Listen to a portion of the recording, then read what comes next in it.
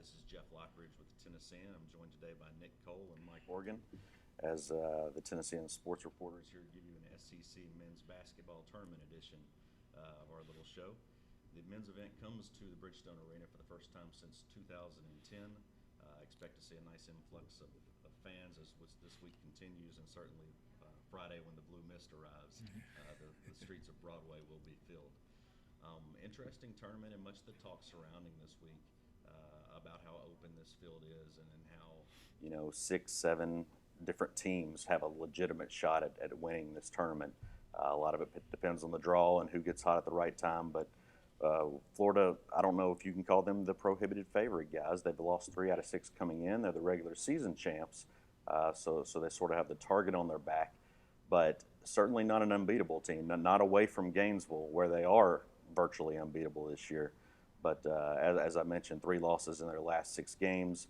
I think Kentucky's certainly got a shot. Tennessee's got a shot. Bama, Ole Miss both have byes until Friday. I certainly look at Missouri as a dark horse in this tournament with Phil Pressey. Florida, I think, as the 1 seed, you look at those guys. I got a chance to watch them against Vandy last week when they handled the Commodores in Gainesville. Patrick Young, to me, is the player that has to get it going for those guys inside. If he's hitting the little jump hooks, if he's staying out of foul trouble and gives them an inside presence when the shot clock ticks down, then I think Florida can beat anybody. If they don't have that inside presence and that shot clock's ticking down, they struggle to find points in the half court. So that's interesting to me. And Nick, if you want to talk a little bit about Kentucky, we don't know exactly what we're going to get from them either. No, it's like you said, it's wide open, and not only is it wide open, but most of these teams aside from Florida are really playing for either their tournament life or, there's only probably 1 or 2 guaranteed spots, and hopefully a couple more will earn their way in this week. But Kentucky is one of those teams this year. They're not the 25-win team, top 10 team like they've been in the past few years.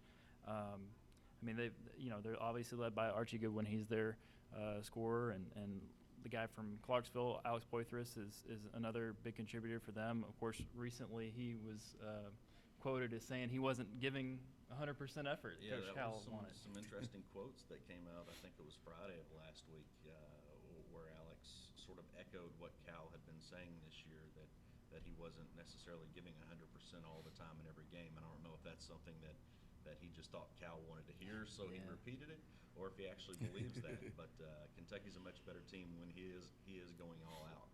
And obviously they just beat Florida to end the season, so they're coming in the tournament with a little bit of momentum. But they had dropped their 2 previous games to Georgia and Arkansas before that, and were not very impressive in the process. They're still trying to learn without Nerlens Noel. Obviously, they lost their big man to a knee injury about 6 or 7 games back, and they've got Willie Cauley-Stein, who's sort of been filling in there. And in one game, he'll give them 20. The next game, he'll give them 5. They don't really know what they're getting from him. But if they get that 20 and 10 from him, then they're a team that could definitely run the table. Absolutely. And then you look at a team like Tennessee and what Conzo's done with those guys, which is pretty impressive, winning 8 out of 9 coming in here. Yeah.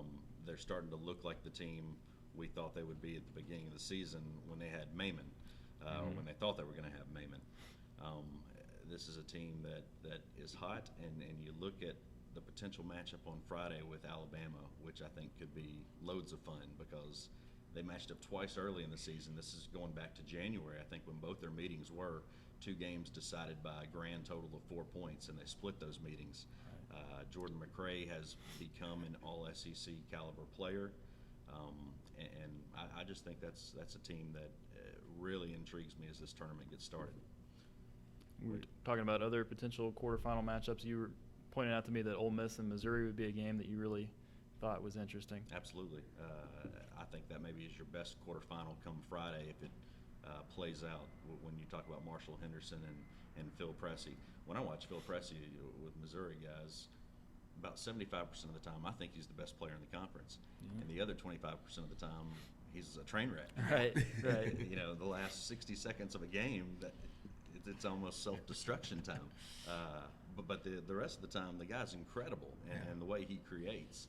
And that's why I think Missouri, even as a 6, has a great shot to win this tournament. And then you go down a little farther and you look at the Vanderbilt Commodores. They're the defending champions when it comes to this tournament. Won it in New Orleans last year. That was with 6 seniors who are all gone now, 3 in the NBA. Right. So it's a completely different team. But the young guys did get to see that experience up close. I think that will help them in some ways. They've won 6 out of 9 coming in. They've got guys like Rod Odom, Dejon Parker, Kevin Bright, who are making the open looks now that they could not earlier in the season, and that makes them a dangerous team.